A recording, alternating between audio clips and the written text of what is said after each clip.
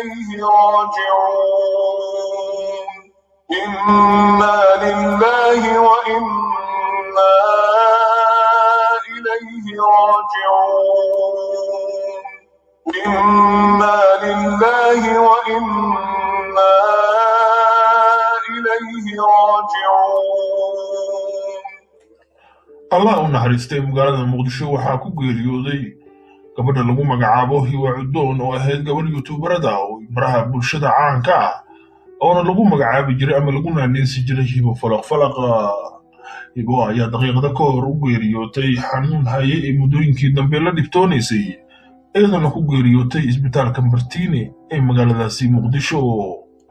Hibo Falaq ayaa ahayd YouTuberada caanka ah magaalada Muqdisho iyadoo dadka Soomaaliyeed intooda badan ay garanayeen iyadoo ay ku lahayd YouTube ay dad badan ku xiran yihiin ayna ku soo bandhigi jirtay waxyaabaha ay xiiseeyaan dadka ku xiran Hibo ayaa sida uu xaqiijiyay Dayaxaaji degdeg oo iska leh asnaan janaalka YouTube-ka ee Dugaan Media ahna qof saaxiib aad ugu dhawaa Hibo ayaa xaqiijiyay geerida gabadhaasi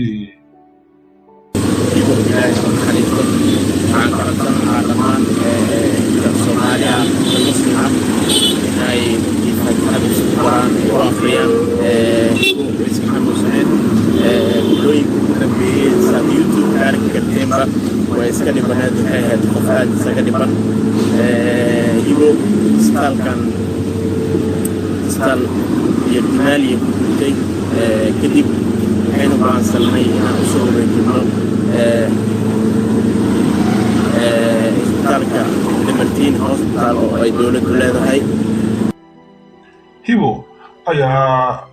la sheegay inay u xanuunsanaysay sidoo Dayax sheegaba muddooyinkii u dambeeyay xanuun hayay iyadoo isbitaalka Yardameeli laga soo wareejiyay loona wareejiyay isbitaalka Martiini ay dowladda maamusho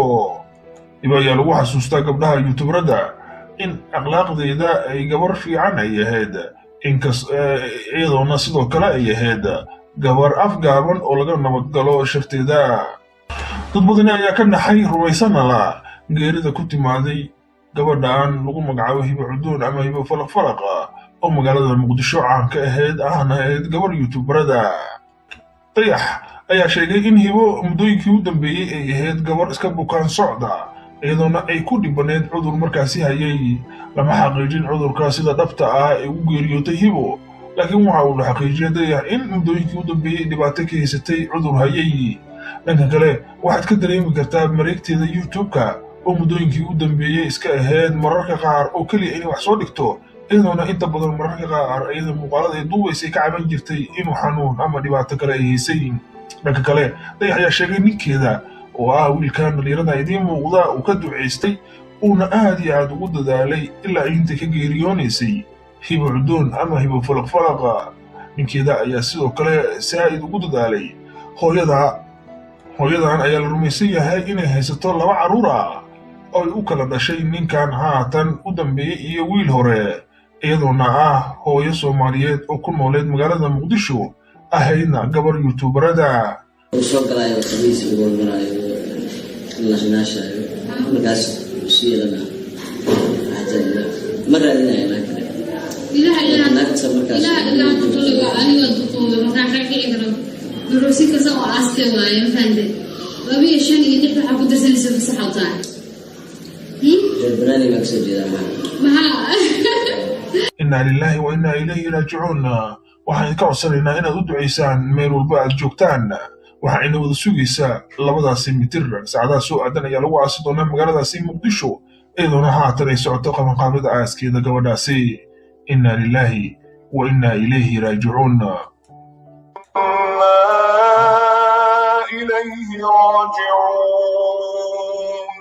إنا لله وإنا إليه راجعون إنا لله وإنا إليه راجعون الله naxariistay magaalada Muqdisho waxa ku geeriyooday gabadha lagu magacaabo Hiwa Cudoon oo ahayd gabar YouTuberada oo baraha bulshada caanka ah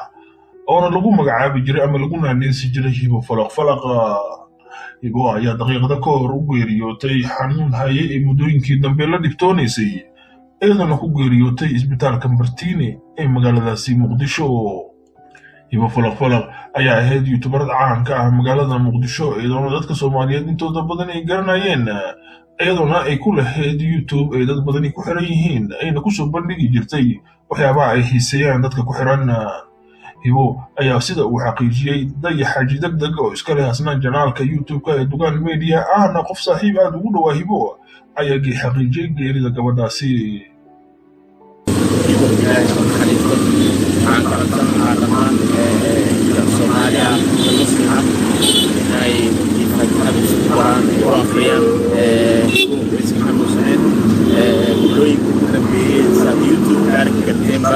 ويسكن بنات هاد قفاد سكن بن يبو ستال كان ستال يبتمالي كي كدب كانوا بعض سلمي أصول الجمال ستال كان لمرتين هوسبيتال أو أي دولة كلها هاي Hibo ayaa la sheegay inay u xanuunsanaysay sidoo Dayax sheegaba muddooyinkii u dambeeyay xanuun hayay iyadoo isbitaalka Yardameeli laga soo wareejiyay loona wareejiyay isbitaalka Martiini ay dowladda maamusho. Hibo ayaa lagu xasuustaa gabdhaha youtuberada in akhlaaqdeeda ay gabar fiican ay ahayd iyadoo sidoo kale ay ahayd gabar afgaaban oo laga nabadgalo sharteeda. dad badan ayaa ka naxay rumaysana la geerida ku timaaday gabadhan lagu magacaabo Hibo Cudoon ama Hibo Falaq oo magaalada Muqdisho caan ka ahayd gabar youtuberada. Dayax ayaa sheegay in Hibo muddooyinkii u dambeeyay ay ahayd gabar iska bukaan socda iyadoo ay ku dhibaneed cudur markaasi hayay lama xaqiijin cudurka sida dhabta ah ee u geeriyootay Hibo laakiin waxa uu xaqiijiyay Dayax in muddooyinkii u dambeeyay dhibaato ka haysatay cudur hayay. dhanka kale waxaad ka dareemi kartaa mareegteeda YouTube-ka oo muddooyinkii u dambeeyay iska ahayd mararka qaar oo kaliya inay wax soo dhigto iyadoo inta badan mararka qaar iyada muuqaalada ay duubaysay ka caban jirtay inuu xanuun ama dhibaato kale ay haysay. dhanka kale Dayax ayaa sheegay ninkeeda oo wiilkan dhalinyarada idiin muuqda uu ka duceystay uuna aad iyo aad ugu dadaalay ilaa inta ka geeriyoonaysay Hibo Cudoon ama Hibo Falaq. ninkeeda ayaa sidoo kale saa'id ugu dadaalay hooyadan ayaa la rumaysan yahay inay haysato 2 carruur ah oo ay u kala dhashay ninkan haatan u dambeeyay iyo wiil hore iyadoona hooyo Soomaaliyeed oo ku nooleed magaalada Muqdisho ahaydna gabar youtuberada. soo galaayo xabiis ugu galaayo la shanaashayo markaas siiyada ajalla maradinaya laakiin ilaha nafta markaas ilaha tuliga aniga duqodo markaa ka kiciro duruusi ka soo aastay waayo fande labiyo shan iyo lix waxa ku darsanaysa fasaxada jabnani maksajida inna lillahi wa inna ilayhi raaji'uun. waxaan ka codsanaynaa inaad u duceysaan meel walba aad joogtaan. waxayna wada sugaysaa 2 mitir saacadaha soo aadan ayaa lagu aasi doonaa magaaladaasi Muqdisho iyadoo haatan ay socoto qabanqaabada aaskeeda gabadhaasi. inna lillahi wa inna ilayhi raaji'uun.